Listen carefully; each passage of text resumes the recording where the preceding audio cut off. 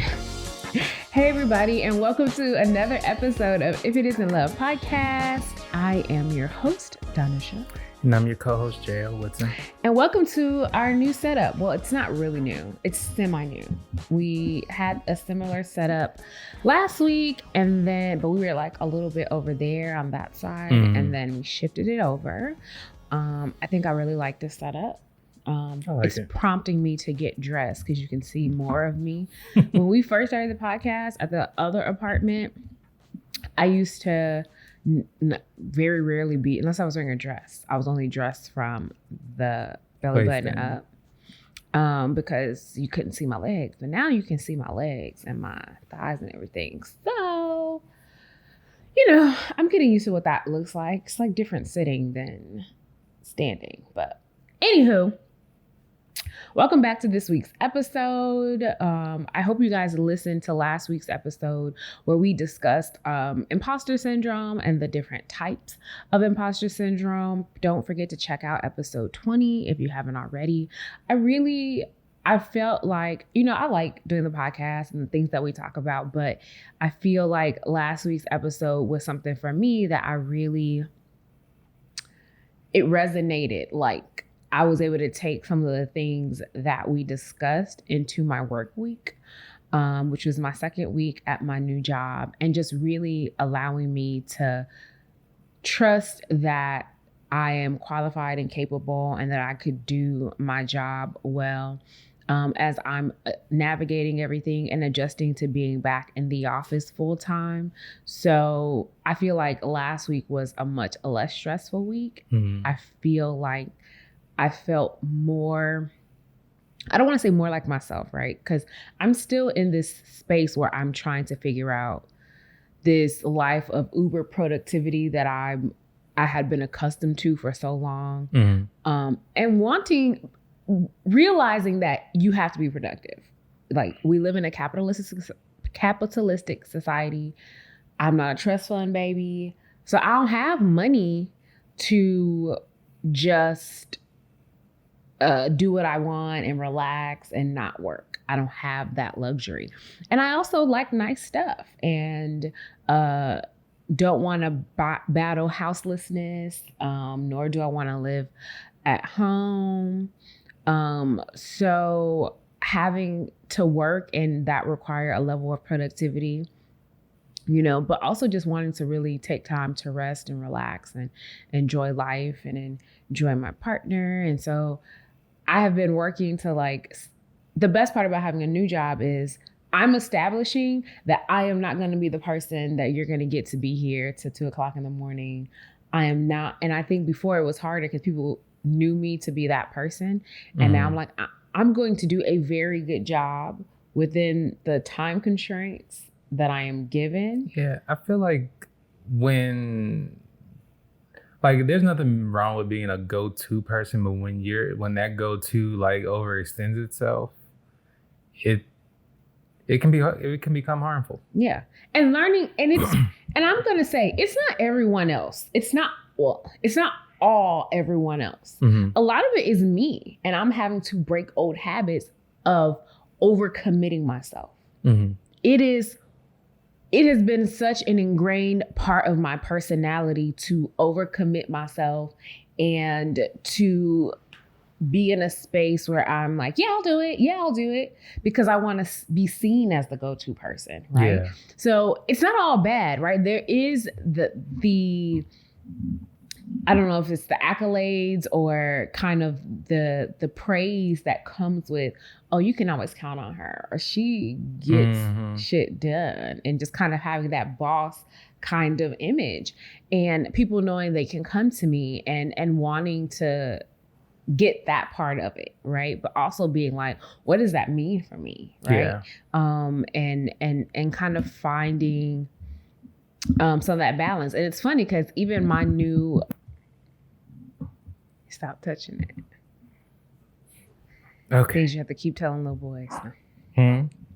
Shut your face. So even my new boss was saying, on the first day I was, like I said, she was introducing me to people, and I went, and someone was telling me about a project, and I was like, yeah, we could do it. She was just like, stop committing to stuff. And I was just like, oh, okay. So a lot of it is me, and I get that, and I have to own that, and saying, I've always been just so curious about everything. And it's really funny because what I do professionally is teach and help people find like what they want to do with their career. And I've always been the kind of person that likes a lot of different things. So sometimes it's difficult to be like, I also want to do this and I want to do it really well. Yeah. But like, sometimes you can't. Sometimes certain things should just be a hobby. Everything doesn't have to be my life goal and now be what I do. It's like you could love to work out and now you need to be a trainer and a fitness guru or whatever. You just like to work out and that be that. But I also just feel like I'm destined, it sounds really hokey, but I'm like destined to do lots of great things. And I don't want to feel held back. And we've had this conversation because I keep playing with the idea of getting my doctoral degree. And then part of me is like, but I really want to focus and get this. Like I know we kind of went hard and then we kind of took a reprieve and now we're getting back into it. But I really want to do I like podcasting. I like being on air talent. I like making videos and creating content and really trying to be a digital creator and influencer and all of that kind of stuff. But then I keep saying, like, why can't you do both, girl? Like, why? I honestly, a girl that I follow who does a lot of videos on hair, and she did some like weight loss stuff, but she just got her master's in nursing. Like, she's a registered nurse, and it's just like, why can't you do everything? So I actually had a talk with someone. I found my Black girl tribe at work already. There's 3 of us, like 3 or 4 of us, and that are in like director level positions, and having a conversation, with talking about getting my PhD and all that goes into it. But then just being like, well, I always wanted to wait till life slowed down a little bit. But just thinking about the trajectory of the things that I have planned in my life is literally only going to increase, right? Like, as we are about to get married and talking about having kids, and once you have kids, I mean, they just want to live with you for a long time. They want to live with you. They want to live with you for a long time. Not that they have to, but they just want to. I be watching Support Court. They ain't got to live with you. Just kidding. So just thinking about all of that, but realizing that honestly, it makes me think more about marriage, because a lot of these decisions, I don't think it's that I need permission, but a lot of these decisions can't be made of my own volition, right? We have to have conversations because it changes the household dynamic and the relationship dynamic a lot, right? And I think we have to figure out how we do that. Think about what it's like already just in the last few weeks, getting adjusted to being out of the house the majority of the day, right? I mean, there's some good and some bad, right? I think that as from an individual perspective, we need time apart, and we spent well over a year being up each other's butts. So it is needed. We are 2 individual people. We started off in a long distance relationship, so we spent long amount of time apart we talked regularly throughout the day, and then adjusting to that, but then figuring out like what feels good, what doesn't feel good. And it's harder, right? Because I think, there were times like when we were in a long distance relationship and I would like be at work and then you would always call me during lunch, but it was also like because you wouldn't get to see me in the evening. And I think sometimes we don't talk like we did like during the day, but it's because we will be together in the evening. And then there's by the time I get home, and depending on if it's the night you're in class and whatever we have outside of our jobs, then we may have 30 minutes to an hour before it's time to go to bed to like have conversation and just kind of adjusting to that. But also I think that we've been so much more dedicated to like trying to carve out time together on the weekend. Even if we just sit in, I know you're probably tired of me watching Bar Rescue, but it's kind of it's kind of my thing right now until I get through the episodes. Like just being in each other's presence. But then still, again, finding the opportunity to be like, well, when we're apart, we're working. So we still will want to have time apart where we can just do whatever our thing. Oh, thanks for my earring. Where we can just do whatever our thing is. That's the thing. Like I'm trying now to figure out what my thing is now here. Because like when I first moved here, like I didn't have a job. I didn't like I had just moved from like being okay and then coming here and then having to be on a search and everything like that for a job. Even though like I was searching for a job before, like I moved here and whatnot. But I think even just moving into this location and everything, like at least it's a little bit better because I'm able to get around and whatnot. But like us having a 1-car household, like you start really recognizing like, you need another car. Yeah, you need another car. But also that, I don't know, sometimes it just feels like I'm on punishment. Like, you know, I'm not sure how many times you've been on punishment before, but not many. I was a very well-behaved child. Oh, there goes the earring. But it's like you feel like you can't go outside, even though you can. But it just seems like there's like a lot of stuff blocking me from going outside until like I just went to the library, I went to the coffee shop down the street and whatnot. I was melting along the way, but at the same time, like I was at least outside.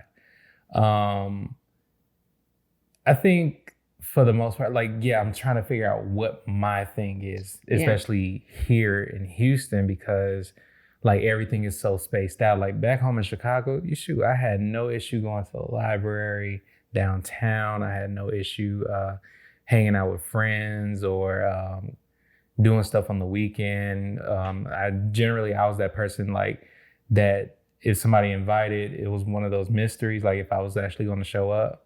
And then it was a surprise when I did show up. Mm-hmm. So here is just like, one, I don't know too many people. And like the people that I do know, they're pretty much in the house or they're back to work. So it's a little bit different. Like me, I'm a little bit much more flexible, but just trying to figure out how to get out the house and how to maneuver around here. Like I took the bus for the first time in Houston. Like, of course, it's not as the same as back home in Chicago, but it was fun, even if it was just for like those 2 minutes. And I think it's great that you're getting out more. And I think that, you know, it's good to just see how things are developing, because I thought it was funny. You're like, I feel trapped, but the entire time, but for the most part, when I was working from home, that meant the car was just sitting here the whole time and you didn't like go out. So it made me think about how sometimes the necessity or like, no, not the necessity. Like when you can't do something, how it fuels your desire to do it. Right? Because it's like, and I think about that's like that for a lot of us, right? When I never really wanted to go out a lot and like hang out. Like I think I used to be that person, and I just transitioned at some point, even prior to COVID, where I didn't want to hang out outside as much. But when we had to be in the house and you couldn't go out, I was like dreaming of going to a day party and like hanging out with my friends and being outside. And now I can, and I'm like, we do stuff, but not as much as I had imagined in my head. Like when the world opened back up, I'm gonna be out here. One, outside got a lot more expensive than I remember it being. Outside used to be about, $20. Outside is easily $500. Right. And I'm like, whoa, house me, please. Either that or it's like, people not understand. Like I still want my 6 feet or at least 3. Yeah. Give me my 3 feet, no pressure. Come on, because like, I get really nervous. Like, I guess it's the Chicago mentality a little bit. Like, people like up on me and everything like that. Like, granted, I feel like everybody should be respectful of people's space. Right. But generally, like, if somebody's up on you, that means that they're going to do something. Or sometimes, like, back home, that's what that means. And I'm like, just like on people like, yo, are you going to buy me dinner or something like that? Come on, bro, get back. Yeah, I don't like people. I mean, no, I absolutely was like that before, pre-COVID. Like, get off me, especially as we go into more spaces and are not wearing masks because the mask mandate is lifted. Well, for vaccinated people, it's supposed to be. But I saw in California, they reinstated the mask mandate as of yesterday, the 17th. Because of the Delta variant thing. Yes, but it's for everyone because there's no way. So technically you're supposed to wear a mask everywhere if you're not vaccinated. The Delta variant that is coming out is still not infecting people and causing them to be hospitalized that are vaccinated. Mm-hmm. It's still unvaccinated people. Right. I'll be the first one to tell people I am not here to argue people. I'm good at a lot of stuff. I'm knowledgeable in a lot of stuff.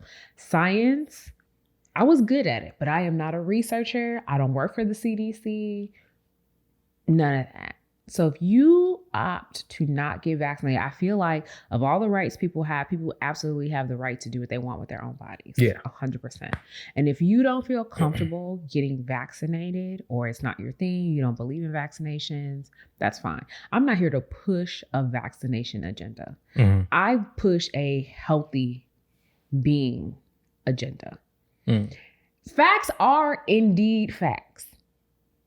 People who are unvaccinated and getting COVID have a 100% higher chance of death and severe illness. Why do you sound like the dude from the cruise when you said that? I just feel death and severe illness.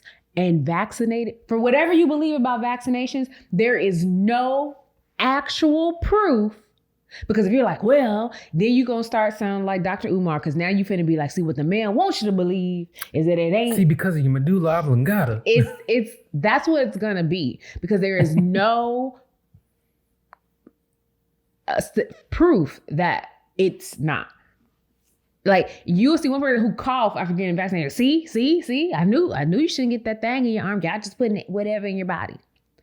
Or they try to, like, somebody reposted like a story, and it was from, like, don't get me wrong, like, I don't understand too much about Republicans and Democrats because, like, there are some interesting Democrats and some very, very interesting Republicans, like politicians and stuff.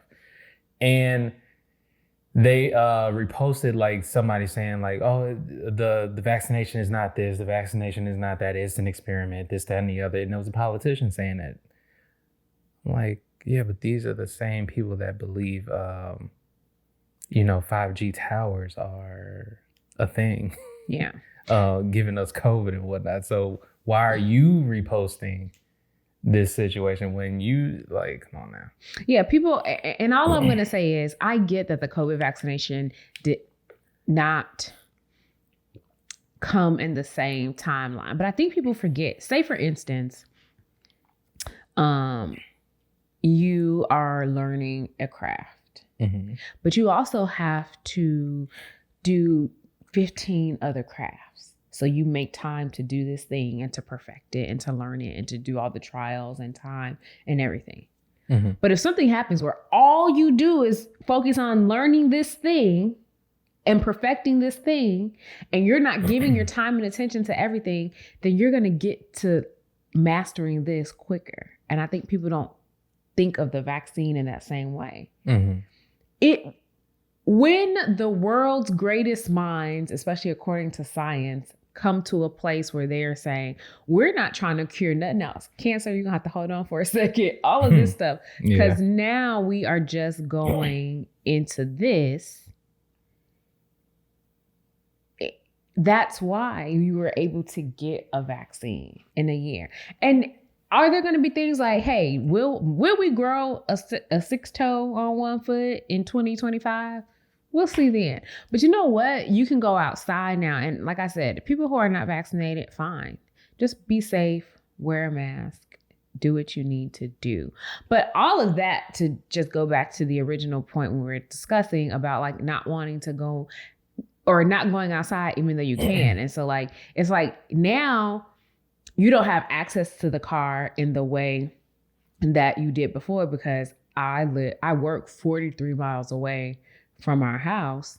And so even before, where it was like, oh, you could drop me off at work if you wanted to take the car, and then we could just, arrange our schedules. It's just a lot. You're talking about 80 something miles just to drop me off, come home. Back. Then you got to come back and pick me up, and we got to go back. So we're already at like 175 miles just in that, right? Just one day. In just a day. So I get, that thing, but it's so funny. We're like, I just feel so trapped, because I'm like, before we were both just sitting in the house. And not just, but like, because even when I was working at my last job and I was hybrid, there were plenty of days like the car was here and we just didn't go anywhere. We just stayed in the house, and we could have, like, you could have taken the car and gone somewhere, because I was working from home. Even when I was working hybrid, most of the time, I was still in the house. I can say that now because I don't work for people no more. I was like, there were weeks where I was just like, no, I'm just gonna stay in the house the whole day or work from home the whole week. That's what I meant.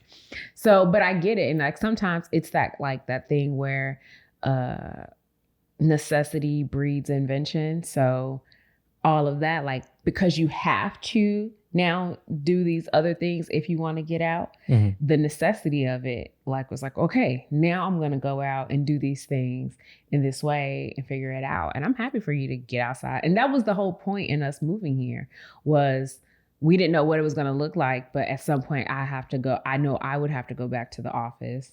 We didn't know if you would have to, but if so, you're a lot closer to where your offices would be, moving here, so that we could still go a little bit longer with just one car. But I still believe we need a second car, even if it's some kind of a beater. We might have to get something that doesn't have a note as well. So we have to figure that out. But I do think we need to have a second car. I know you want something fancier, but I don't know about fancy, but I'm like, we over talking about like a Buick Regal. I mean, it don't gotta be that. It just needs to be something that does not have a note. Oh, okay. 'Cause financially that would make sense. Yeah. So we just need something that doesn't have a note, and it's not for long distances. It's like, Vespa. Well, and long distance is relative because it's Houston, so everything is semi-long distance. Right. But it's not like something that I'm going to be taking to work often because I put so many miles on the car. And that's something just to consider too. Like, I put so many miles on the car now. So just thinking about that kind of thing. So anyway, I just feel like things are looking up and trying to find that balance still. But I was saying that about like going to a doctoral program, because that will take up even more time. And the little bit of socializing that I do now would be obsolete. And then talk about doing that, and there would be some rearing of a child that crossed over in that. I'd have to carry a child probably while that was in process. And just like it's a lot. It's a lot. So partially I feel like if I'm overwhelmed now, how would I feel? But also what would I have to give up? And what would the lifestyle, how would our lifestyle adjust? Right? Like, I think, even now having to adjust to, I didn't used to I stopped meal prepping for a long time, but I'm gonna have to meal prep more. Figuring out, I know we stopped doing the Hello Fresh or the Green Chef or whatever we was doing, but we have to go back to that, because you're going to have to cook more, because I don't have the bandwidth to do it in the evenings, when I come home, or, just being in a space where it's like, well, it'll be late and whatever, and we can't just survive off sandwiches forever. I mean, we could, but just thinking about how we have to adjust what we do as we each take on new endeavors and stuff like that. So I guess this is what like life and partnership and stuff is like. Yeah. You didn't sound excited. It's a lot of factors. It is a lot of factors. And a lot of variables and a lot of branched off timelines and stuff. You're going to have to read books and no more TV for you. I do read books. But yeah, I think, and just considering like all of that, but I think more and more like, yes, I do want to do all of these things. I want to, I was the first person in my family to go to college. And I think I'm still the only person in my family, my immediate family, who has a master's degree. And so I want to kind of like be like, all right. I also want to be in a space, and I know I could do that outside of getting a doctoral degree. I said I want to do this tops 5 years. I do not want to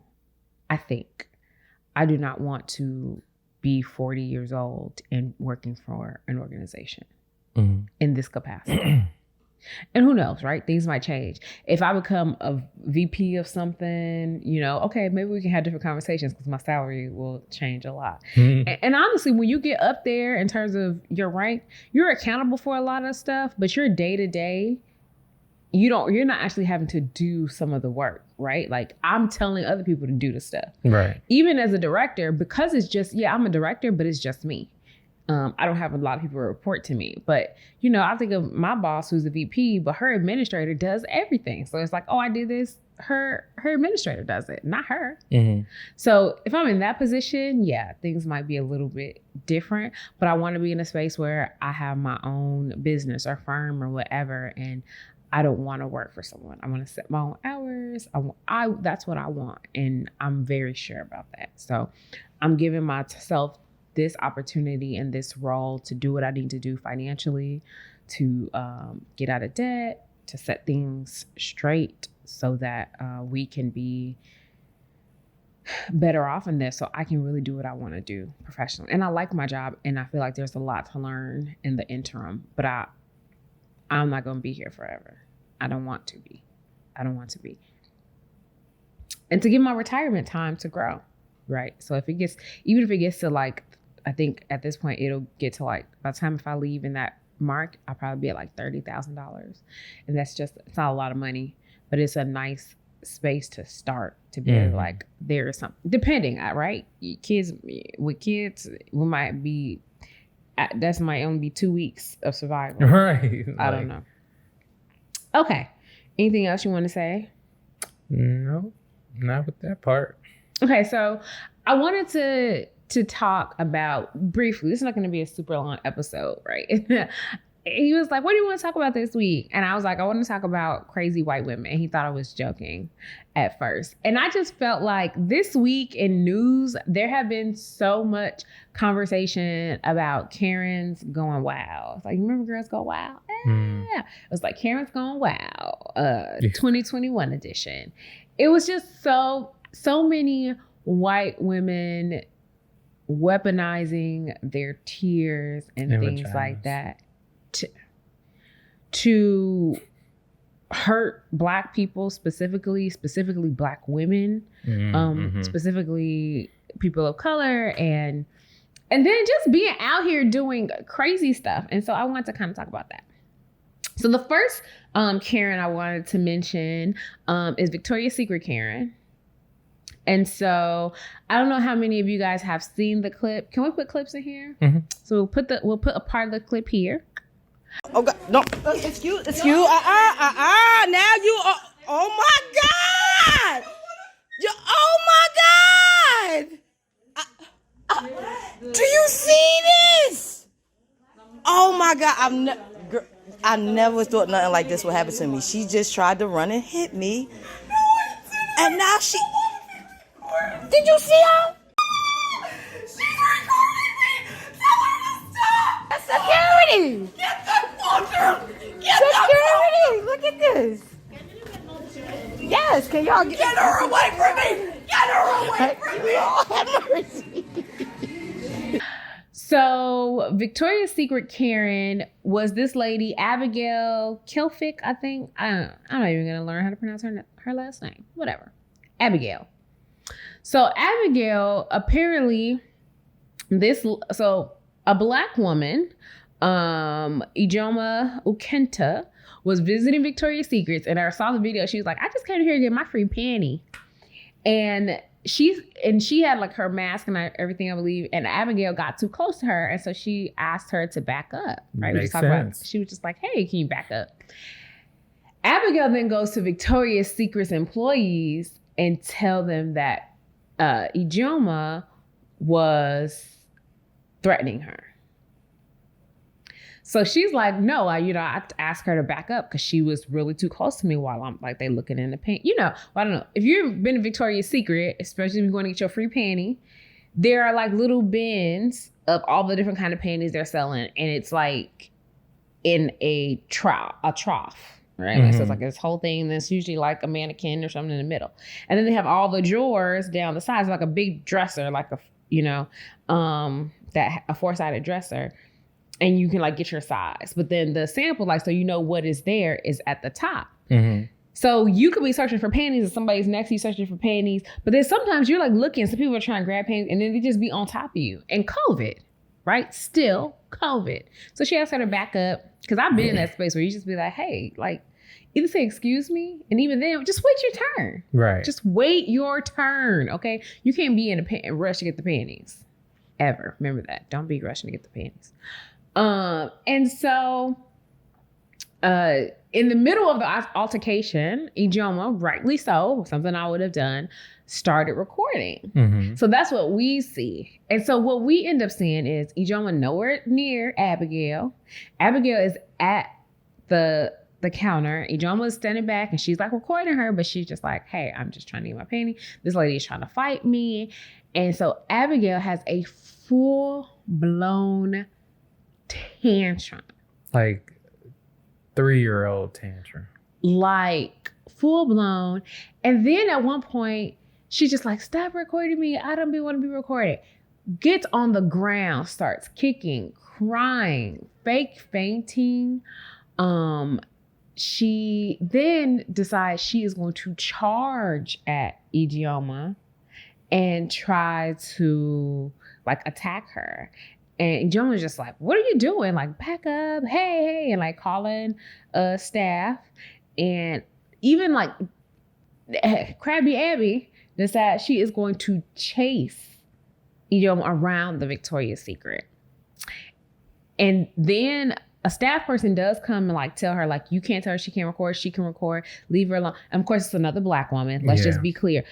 The other Victoria's Secret employees that are white, they just like telling the next customer to come. Then this other Karen, busybody Karen in Victoria's Secret is like, well, why don't you just get away from her? Telling Ijoma to get away from Abigail. Like, why don't you mind your business? Yeah, she was just like, no, see, what we not going to do is, Ijoma was like, what we not going to do is you're not going to tell me that I can't stand here. She is by me. She can move. If she is uncomfortable with me, she can move. Mind you, they are definitely at least 10 feet apart. She was like, she can go somewhere else. She doesn't have to stand here. But she can't tell me that I can't stand here. And I'm not in her space or anything like that. And then, of course, white lady trying to tell her what she could do. She could move. Like, Ijoma's way nicer than I would have been. I was like, bitch, you could shut the fuck up. Because that's exactly what I would have said. They would have seen every stereotype of aggressive. And then she was like, oh my God, Bob, I was in Victoria's Secret today. And this Black lady called me a bitch. I sure did. Let Bob bitch ass come over out. I couldn't imagine. This is a reason why the Lord doesn't allow these types of things to happen to me. Because it's gonna be one. It is going to be one. So she starts like fighting or like trying to chase Ijoma around and whatever. And of course, like I said, the Black employee stands in between them. Like when she starts chasing her, it's like, you can't do this. And so Ijoma is waiting because she's like, I want security to come. I want security called on her, call security. Security takes forever to come. They come and they take statements. And somewhere in the video, Abigail says, I don't want to lose my job. When she have her tantrum, because that means she knows what's going on. First of all, I felt bad for her because when I saw the tantrum, I was like, my thought was, it's one thing to be like, oh my God, like this Black lady's bothering me, right? Like some white women do. But when the way she was acting, I'm like, she clearly has some kind of mental deficit.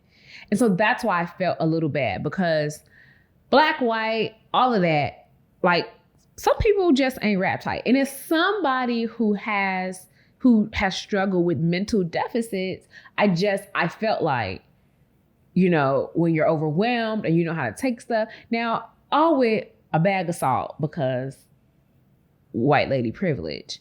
But I was like, she's clearly crazy. Mm-hmm. And I mean that in the whatever scientific terms, like not in a disrespectful way. It was just like, this is not sane behavior. Mm-hmm. But then when you hear the part where she's like, I don't want to lose my job, it's like you have enough thought to realize that the shit that you're wrong. And what you're doing could cause you to lose your job because you're acting crazy. And you're racist. So then that made me be like, okay, well, mental health aside, because that still could be a factor. Yeah. Very much so could be a factor. Mental health aside, you're racist. And Ijoma has actually raised $100,000 in her GoFundMe for legal fees because she is trying to prosecute. So the police ended up coming to take her statement. She has to fight that because she's like, the statement that the one officer gave was not surely detailed. Like she was saying like she wants to press charges. They let Abigail go. And you know, if it had been one of us, we would have been in jail. Mm-hmm. They let her go. They asked her if she was okay.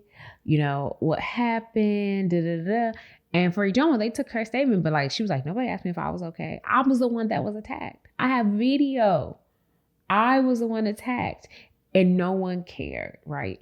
And so part of me, it's one of those, you know, one of our coping mechanisms as a Black person. It's like, you laugh to keep from crying type things. But part of it is just so sad. And honestly, it makes me think about that whole conversation we had earlier about wanting to just be able to do everything and be good at everything. But it just really shows like the difference between like Black women and white women and how the expectation is like, we can do it all. So we don't deserve nurturing. We don't deserve to be soft and like we can be taken care of because we take care of shit. And I feel that on a soul level.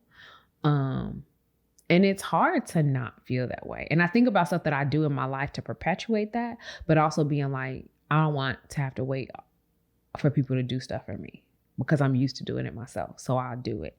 But then that kind of what that makes us look like hardened. And then people don't ask us like, oh, are you okay? I want to care for you. I want to take care of you. I want to do this for you. I want to see if you're okay because you call the police. But I'm just going to look at you and look at this lady and I'm automatically going to go to her and coddle her and ask her if she's okay because she's crying. And it's just an interesting story. And I'm here for Ijoma getting her coins to sue the bricks off of Abby ass. And I hope she gets some jail time or gets... she gets fined heavily, banned from all Victoria's Secret from all time, from every mall across America. I hope she can only shop at Goodwill. Actually, not even Goodwill, because Goodwill be bombed sometimes. I hope she can only shop at Salvation Army on the non-sale days for the rest of time. That is what I want for Krabby Abby. Damn. I want that for her with every fiber of my being. I want her to be, I hope that the dryer eats one of every pair of socks she has. I hope that every time she turns a sharp corner, she stubs her pinky toe. I hope that every time she goes to pee and she thinks she's finished, she drips a little bit when she pulls her underwear up. Oh my God. I wish that for Krabby Abby because sometimes it's, you know, It's that. I wish a million not even like, I don't want her to die or go to jail or like go to jail for life. I wish 1,000 daily inconveniences. Damn, babe. You really think about how terrible that would be over like going to jail? Just like 1,000 inconveniences daily.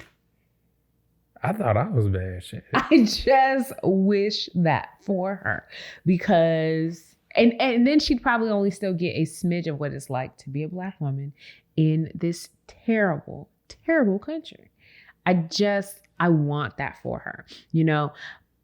Like world technically, but that's a different story. Yeah, but America's crap too. But you know, it does make me think like sometimes after I read that article, someone mentioned something about, you know, like weaponizing tears. And she was just like, and she'll do it too sometimes, like with a Black woman, you know, somebody did something at work, a white lady, and so she started crying. She was just like, yeah, you know what? I'm gonna do this shit because I ain't gonna be the owner. So the lady was like looking at her like, yeah, because y'all ain't gonna be out here trying to make me look bad. So she was like, and I get somebody, well, you can't, how you gonna do it? And you tell the people not to do it because it's different, because white women have done this so much that we have been under the false impression that white women are gentler in their racism and discrimination. And you're right, like, oh, white man, evil, Trump, all of that. But people don't see the soft and the dangerous and the manipulation that a tear can make someone else seem threatening so much that their life is on the line. And the power, and that's why the weaponizing of tears is a thing. And I said it to all white women. And if you're sensitive, and you're just a sensitive person, because when I get really mad about silly stuff, I want to cry.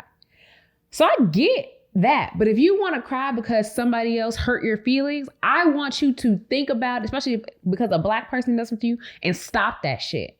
Because realize what that can mean for that person. So suck it up, buttercup, and stop fucking crying for no reason. Stop it. Stop it. It is so annoying, right? So I don't know. What you think about Abby? I clearly have had a feeling about this. Yeah, clearly, like, I mean, granted, like I've only seen like parts of. I didn't even see the part where the police came. Or oh no, that wasn't on video. Oh. I don't think that I didn't see that video. She did a video after when she was reading the police statement. Oh, okay. Mm-hmm. So that makes sense. But yeah, like I'm like, see, for me, like from my standpoint, I'm like, yo, this woman is crazy as F. And it was just like, I didn't even see, like, my thing was, I'm like, I did not know really what to fully read from it. Especially like, yeah, I saw her like weaponizing tears and everything like that. I'm like, yeah, this shit is happening like all too many times and stuff like that. And then I'm like, when you said that you felt bad for her, I'm like, honestly, I didn't. I can't say I really felt bad for her because of the fact, like, we see this too many times, and it's like people will actually either go to jail or get arrested because of it. Mm-hmm. So it's like, I don't know what to say about that. And I felt bad because I hadn't seen the full video. Mm-hmm. And what I saw, the very first video I saw that someone sent me was her crying, like, please stop recording me. I don't like being recorded. Oh, no, I saw the part before that. And then have the complete meltdown. Mm-hmm. And I don't know how Ijoma was holding her phone, because I could be like this and recording you, or I could be like this and recording you, right? I don't have to be like this. I could be like this and be recording you, like just like this, and you have no idea. But so just because my phone is up doesn't mean I'm recording you. But I thought she was just some lady who thought maybe she was recording, who didn't know, not knowing what the altercation was before she started and was having a whole meltdown.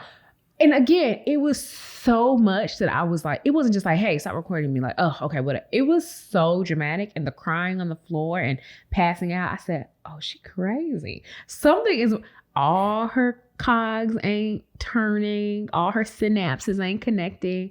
I was just like, something is clearly wrong with her. And I was like, oh, baby girl needs to talk to somebody. She needs to have a convo. I mean, that's the thing. Like, we see, like I said, we see this a lot of times and everything like that. And I'm sorry, like, after a while, I'm like, yo, I can't feel sorry for anybody for that.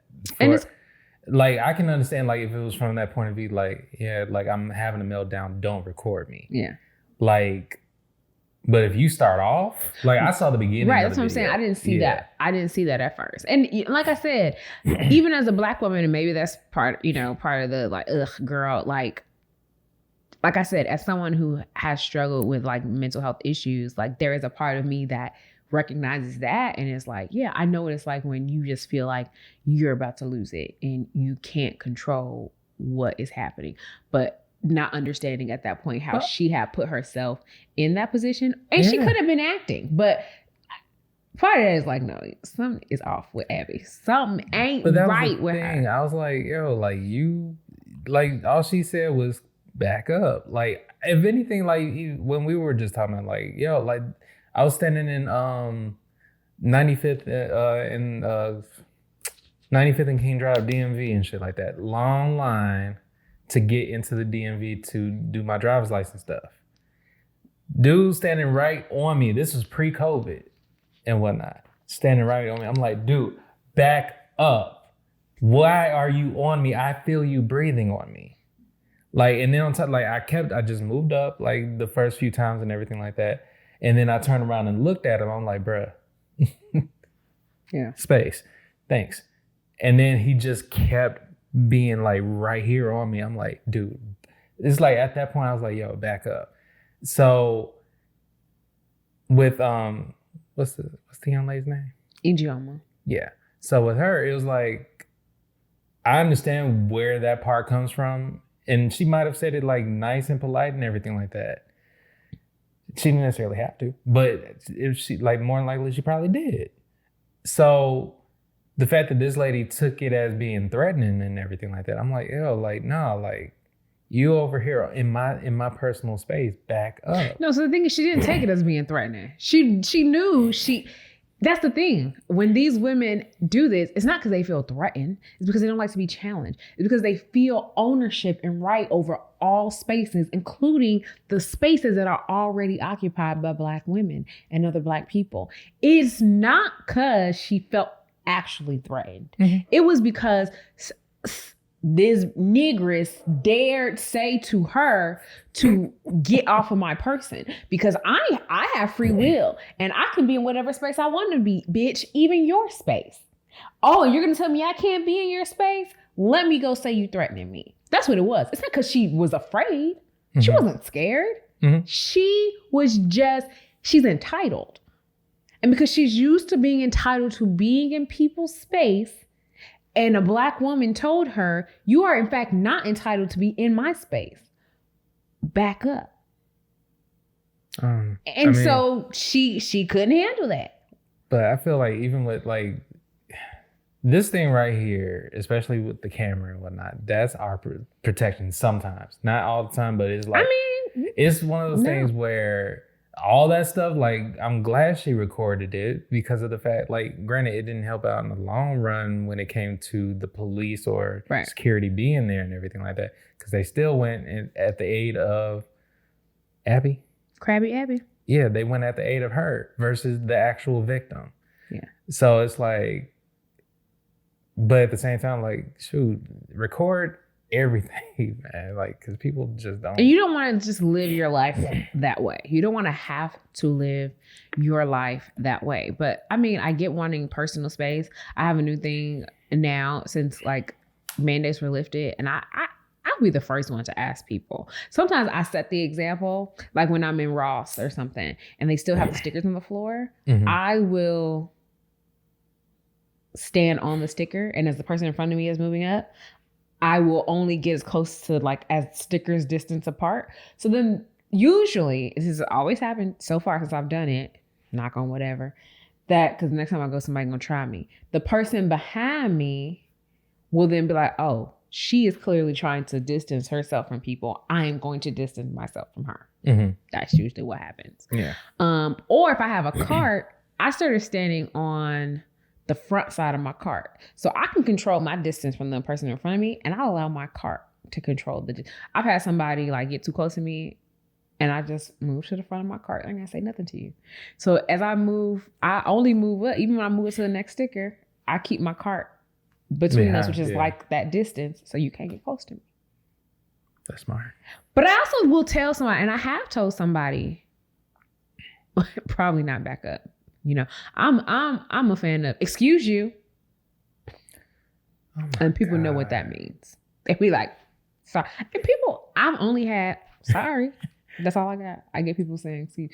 Now it depends on who it is. So if it's an old person, because I've had old people. It was this older white lady, and she was just like trying to get like a vegetable or something in the grocery store, and I was like standing there, and I looked at her, and she was like, "Excuse me, sweetie, could you please grab me that?" And she was like a little short lady, and I just felt, and on behalf of short people, I felt it. And she was like, "Thank you, precious. You're so pretty." And I was, how can you be mad at that? How can you be mad at that? You know, and old people of all races don't care, and they have COVID. Back in my day, we had the Spanish flu, and look at me, you know, so old people don't be caring. So that's probably like my one like weak spot where I'd be like, oh, okay, grandma.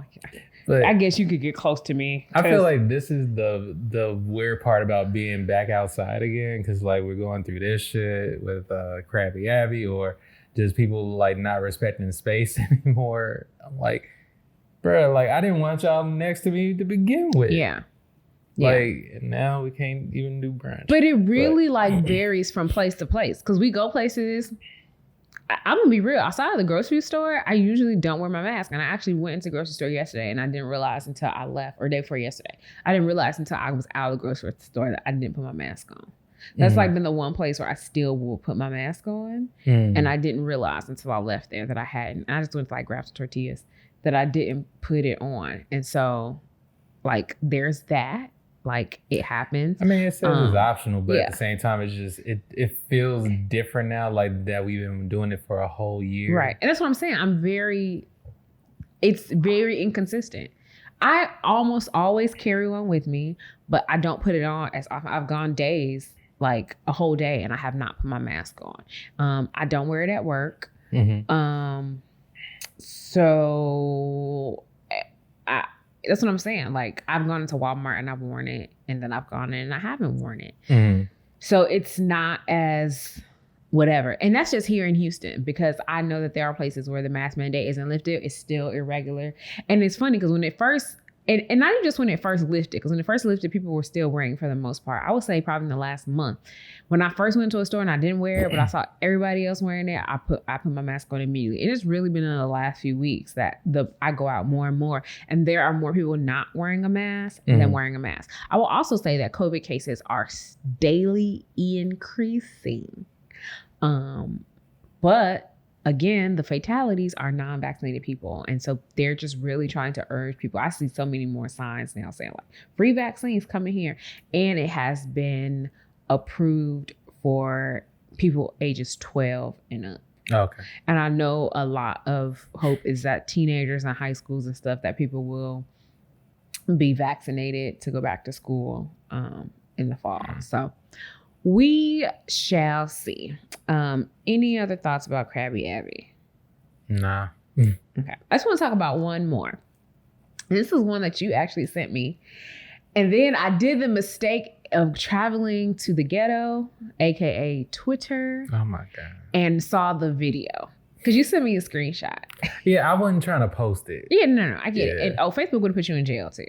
Like, I mean, Facebook will put you in jail for that. Twitter is like, let it all your ratchetness, bring it to us. We will take it.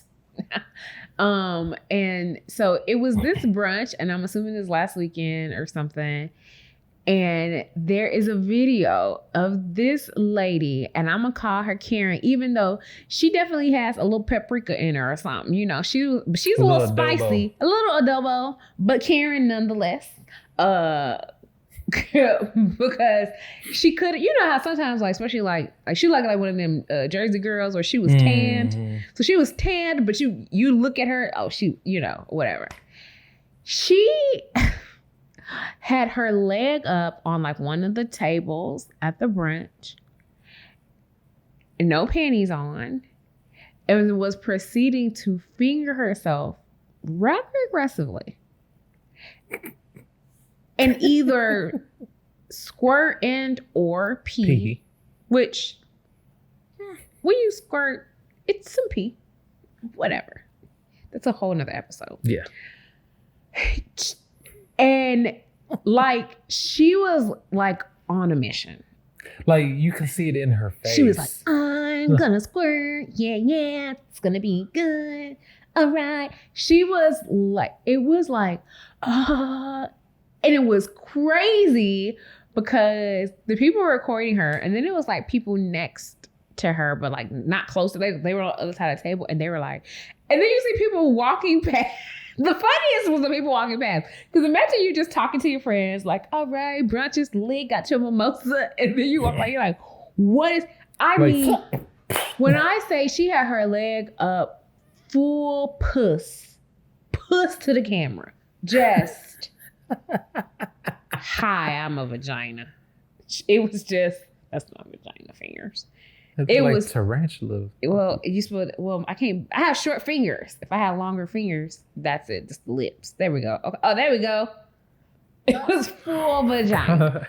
It was full puss to everybody. Yeah.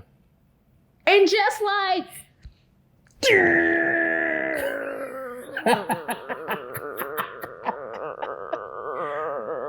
I mean, eyes rolled back. Whatever she was thinking about was doing the job.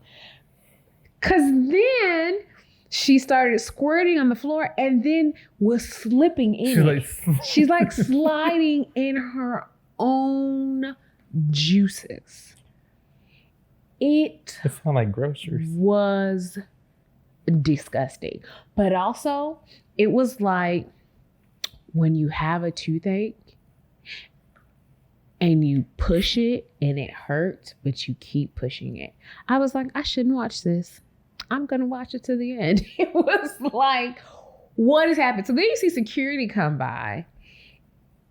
And when she's doing it, whoever's recording is screaming. Either that person or the person next to them is screaming. So I'm like, why are y'all screaming? But I guess if I've had a few mimosas myself and I see that at brunch, I'm like, ah!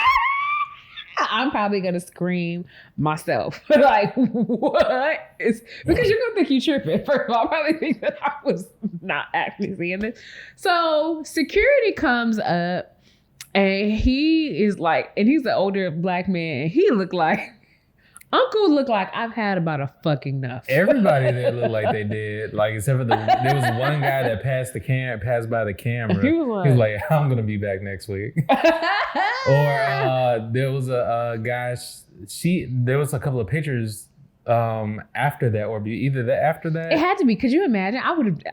No, it was definitely before that because she was like just posing leg up, all her business out. Puss. Laying on top, like leaning on top of this guy and everything like that. I'm like, y'all, like,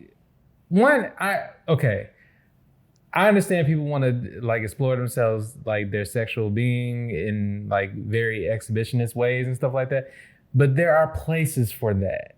Like if you go to a BDSM club, if you go to a swingers club, if you go to an event like Exotica, or if you go to an event that actually is catered to that.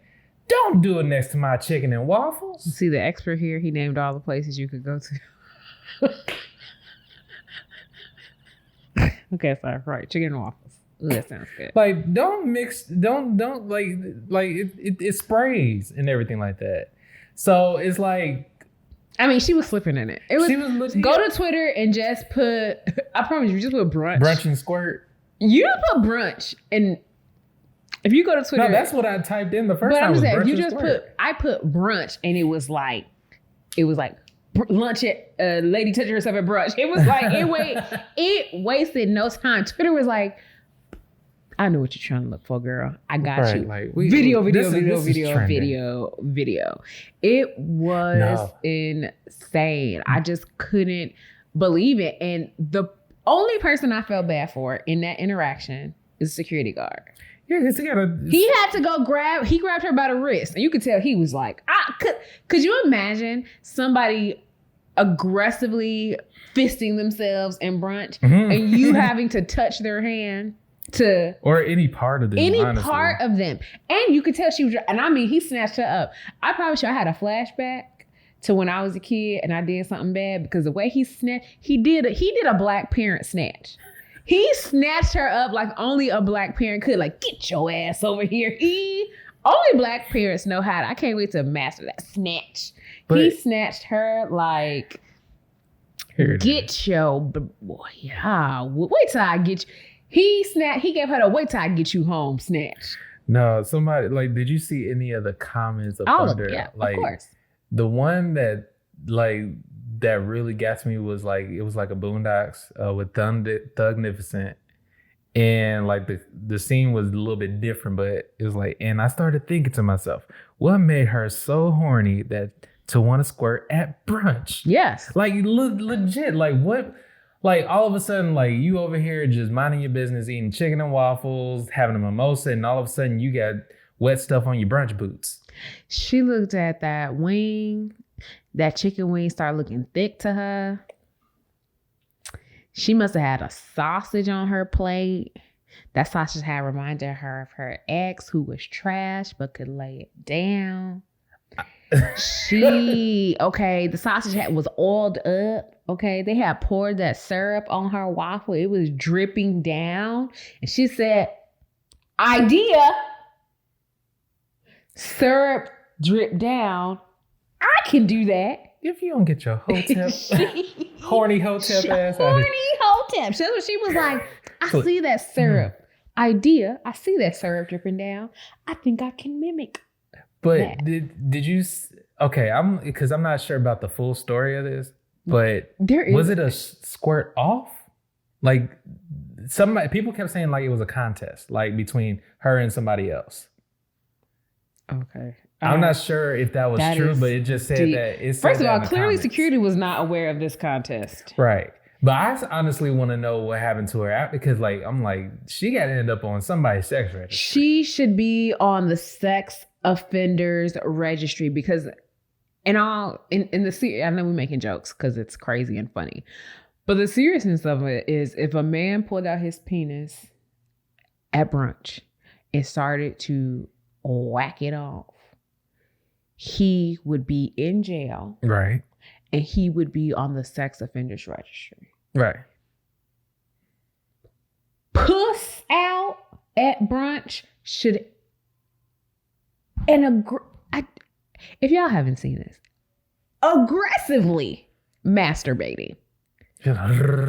I mean the Indy 500 of fingering. She should be on the list. She should be on the sex offenders registry. I wish that for her because clearly there's just no way around it. Clearly she has lost it. The other part I thought about is how drunk do you have to be? And I just thank God that my drunkenness simply makes me sleepy. I know some people have different stories. I don't have that I am drunk and now I am going to be an ass. I am like, whew, I would like to go lay down. Please. I probably one of the most drunk times I have ever been, and I'm still convinced somebody spiked my hookah, was in New York, 2017, about a month before I moved here. I was there with Evie and Ruby, who is Evie's friend, and Evie is Ruby's son's godmother. And it was some of our friends in New York. What? I think you said that backwards. Evie is Ruby's son's godmother. No, but you say Evie is Evie's friend. I think. No, it's Evie's friend who is her, and Evie's friend Ruby has a son. Evie is her son's godmother. So I said, Evie's son's godmother. Okay. Ruby's son's godmother is Evie. Evie is Ruby's son's godmother. Anyway, she and then like her boyfriend and then like two of our friends, like we were all hanging out. And Evie's boyfriend at the time. And we got so drunk. And I started falling asleep. I was the reason that we had to leave because I started falling asleep at the table. And they were like, she can't sleep. And they were like, stay up. And I was like, because and I don't think I had a lot to drink, but I was mixing. So I had like 2 Jack and Cokes or Jack and Ginger. And then I think I had a Hennessy and cranberry. And I got a shot of Hennessy. And then we were smoking a hookah. It was really the hookah that was turning my stomach. And it made me feel so much. It escalated my drunk. We got ready to go home. I never forget. I was sitting here in the car.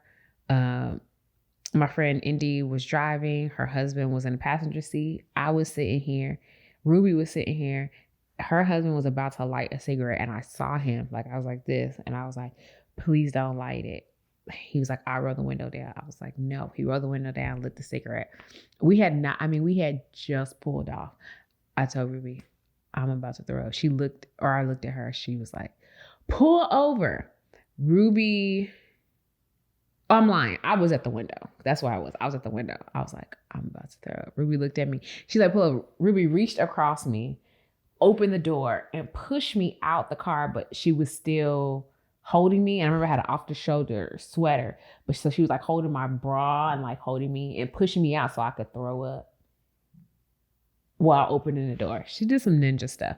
But I was so drunk that night when we went home back to the Airbnb. She gave me her and her boyfriend's bed because it was bigger and they were leaving really early in the morning. And I remember being like, I'm so hot. I want to take my clothes off. So she, as I was going upstairs, she was like helping me take my clothes off. By the time I got there, I was like naked, but she just like put me in the bed. But I have never been like of sound enough mind. I'm telling you, I'm just going to go to sleep. I am not going to be like, you know what I should do?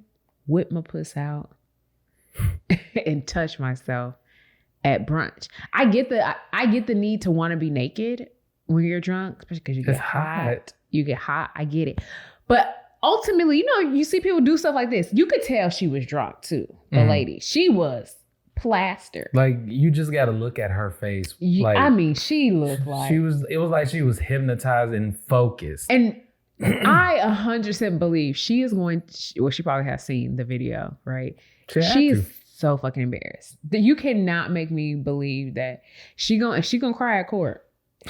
She should still be on the sex offenders list. And I don't feel bad for her, but it did make me think of, like, you know, sometimes you've been so drunk where you're like, where people have told you what you did, but it should be funny, not disgusting. It should be like, you know, college stuff like, oh girl, you was so drunk you was laid out on the floor, or you threw up, you like threw the worst. Up, right, girl, like you was I found you sleep under my bed, or I don't know, like you was in the lounge, or you was sleep on the stairs, or whatever. Like, we, you know, I've been on trips where we like woke up for Lauren's 30th. I looked at something on Facebook and it was so funny. We had fallen asleep, and I remember our friend Laura falling asleep, like laid across the bed, but with her knees on the floor. And so she was at the foot of the bed. That's how she fought. So she woke up like, ow, because she just fell asleep like this, but with her knees like bent, like she was in prayer, but she fell asleep like that.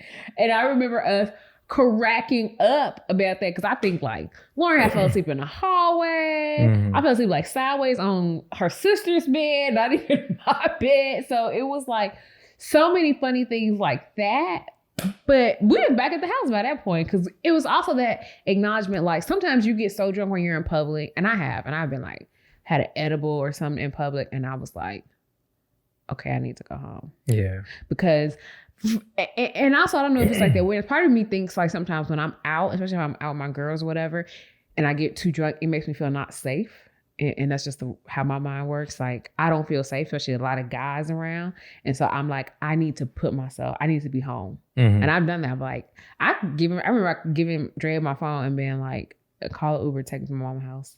And then she's like, oh, your car. So I said, I can't drive. I'll go get it in the morning. I need to go to my mama's house. And she called my Uber so I could go to my mama's house. I was like, because I'm not finna make it nowhere. I'm not about to make it. I'm about to go to my mama's house, go to sleep, and I will be back, you know, tomorrow. So I couldn't imagine like just getting to the point, you know, and I just thank God that I'm not built that way, that I don't want to do But I just feel like you said, what's on your mind? How are you so horny? I think for me, like, at least I've only had like a couple of times where like I've gotten naked in public after being drunk. And that was like during the fist days and stuff like that. Cause I was legit hot. Like one time somebody actually, like, it was mostly in Shane and like in Shane Hall and whatnot. But like somebody legit had to put me in their shower and turn on the cold water because I was burning up. Yeah. And so never get that drunk. That's the thing. I don't like, I really like, we don't drink anymore. We don't drink like that. Like, but we have some champagne, we'll be here knocked out. Right. Okay. Let me tell you, at the wedding, we probably they'll be like, they're the worst. Like, are these niggas sleep at their wedding? Yes. But I think even like I've learned how to do certain things. Like if I had like after that moment, like after I had gone through that, I learned some things that I could do that will actually not have me take my clothes off. One, not drink as much. Two, lay on the floor. Because that's like the coolest place to be and everything like that. But yeah, I don't really drink like that anymore. I don't have the desire. That's the thing. I don't know how, I honestly don't have the desire to be drunk like that. Now, sometimes I'd be like, I want to get lit. I want to have a good time. When I say that, I absolutely mean mimosas. I absolutely mean wine or champagne. Like tequila and Sprite. No, I don't want hard liquor. I probably want champagne and wine. Probably about like and I want to be in a controlled environment where I'm somewhere where I know I can easily get home. Or I'm somewhere like I like doing it at home. So I can just go get in the bed after if I want to. Or like I might be like, okay, I'm gonna go out with the girls. But I will say if I think I'm gonna drink, I will be like, hey, can you take me here? Can you drop me off? Can you come pick me up? Or I'm gonna take what? Oh, right. Exactly. Like when I went out, singing in my ear. Like when my friend Hannah came into town and we went out to brunch just like that. And I wasn't planning on drinking that much. I didn't want to really park or anything. But I also knew I was gonna have a few drinks. And because when I say I don't drink a lot, I mean I might have a drink every few months. Like really do not drink. But it depends on what's happening, right? If I go to a lot of parties, but like last year, I would have stuff because people were like doing Zoom stuff and I might take a shot or something or have like a little bit of wine, but I really was not drinking. Where it's so funny. At one point, I remember I used to buy a bottle of champagne every week because I had mimosas every Friday, or I was drinking wine. I was buying a bottle of wine with my groceries every week because I was drinking wine. But it's just not my judge. I hate being drunk. I really don't like it. Like, let me take it back. I hate being hungover. I really don't like being hungover. So I never want to drink enough to be hungover. But I like, all I had a few mimosas when I went to brunch that day. And then we ran into Gerard and he had a guy I went to college with.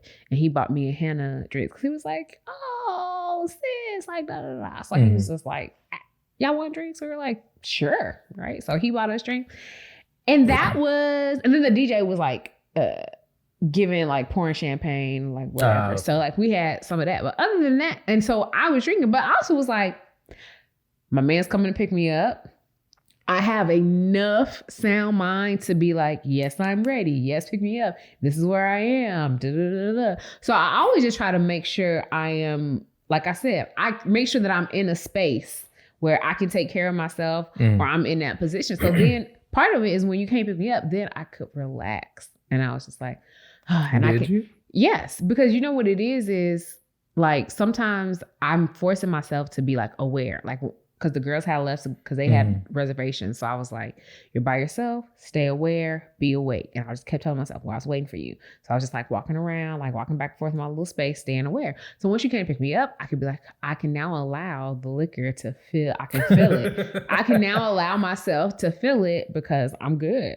I'm safe. And so that's what I did. Here's my thing. And I'm not going to go off on the whole thing on this, but I just want to understand, like, how does anybody get horny off of being drunk? Like, how does, like, one, this might be TMI, but like my equipment does not work if I've been like heavily intoxicated. and I have no intentions of doing like any back and forth movement. Oh, I was like, what? I thought she was trying to body roll. I was in this city. Yeah, I'm like, didn't it? I was like, like I have no intentions of doing any back and forth motions or rolling my body, and then next thing you know, something is going to come up. Like maybe 20-year-old me, but I don't see how anybody wants to do anything sexual. That's a lot of people like that. A lot of people like to be like sloppy and drunk. That's what I'm saying. I could have a little bit of wine and a few mimosas and be like a little mimosa and be like, I feel sexy. Let's do it. Like whatever. But drunk I have tried, and TMI, when we had Woken Ratchet, we mentioned this. I never forget. I had like some Hennessy and I was I thought I was a throat goat and threw up while I was doing. And you have no choice at that point but to swallow it back. I think the only time I've ever... And it made me sick. And I was like, oh, never again. Yeah. Like, I think the only... Like especially like if I'm drunk and everything like that and anything dealing with sexual stuff, like there's been like a couple of times where like that I've tried to do something while while being drunk and ended up just like face in, you know. Cause let me tell you, but if you throw up in my vagina, we gotta fight. No, I have to fight you now. It's not even throwing up. Like I turned into like one of the little inflatable things in front of like a store or something. Like, yeah. Like, but with my like, look. Yeah, no. I'm like, I'll be like, get off me. Go to bed. Because it's like, it feels weird, especially on your, like, it's like, your face don't feel like it's there anymore. See, that's why I'm glad we're on the same page. Like, I just, sometimes like I feel like you have conversations with people about sex and then people are like, oh, but you gotta, that's why I was thinking about like wedding night. I'd be like, we gonna be fine. We probably gonna be asleep because depending on how drunk we be, we gonna be like, I'll see you in the morning. All right, or in the middle of the night. Huh? I see you. You say that. You will be knocked. And I'm just gonna be like, and that's okay, right? So your people set up the bedroom or the suite for you. They gonna have all these candles, and we gonna be in the middle of them. Like, this shit better blow out them damn candles before we go to sleep. All the rose petals, and we gonna be knocked out because But like, yeah, I can't imagine there being anything at brunch that made me. I mean, but also I want to know what these chicken and waffles look like that make you feel some kind of way. The only thing I dream about is now I want chicken and waffles. I just want some Magic City wings. We don't live in Atlanta, baby. We should. Okay. No, we should. Okay, you want to live in Atlanta? No. We don't live in Atlanta. We can't have I just want to try them one good time. Like you never had them? Chicken. No, babe. I ain't never been to Magic City. Magic's last detour. If you've never been to the strip club Magic City in Atlanta, go and get you some wings, lemon pepper, preferably because that's the hood wing sauce. But I think. When I tell you some of the let's go back and say strip clubs have some of the best chicken I have ever had. We also went to Tootsie's, which I think the night I went, King of Diamonds was closed, and I think King of Diamonds closed down now in Miami. So we went to Tootsie's and in Miami, a strip club, ratchet strippers, like. They was showing, it was. But the wings. And I have a thing about when I go to strip clubs and I have money and the girls don't like come by me because I'm a girl. And I was like, so I ended up giving like all the money to the waitress who was like, hey boo, da da da da. And she was over there with me and Brittany and giving us wings and giving us extra and da da da. So we was like, okay, well, you're gonna get the money because the girls is not paying us any mind. So you can have the money. But Magic City wasn't like that. The girls was on it, got a lap dance, and some bomb wings. So I do think people need to go to, maybe we could do that for your birthday. We could go to Magic City. We can go to Atlanta for the weekend. We'll go to Magic City and we'll get wings. Wings and strippers. This Delta variant don't be out here doing crazy stuff. Yeah, that part.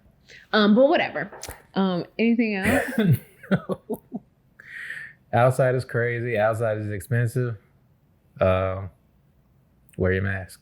Wear your mask, you unvaccinated people. Shit. That's all I got. Okay. Thank you guys for joining us for today's episode. This was fun.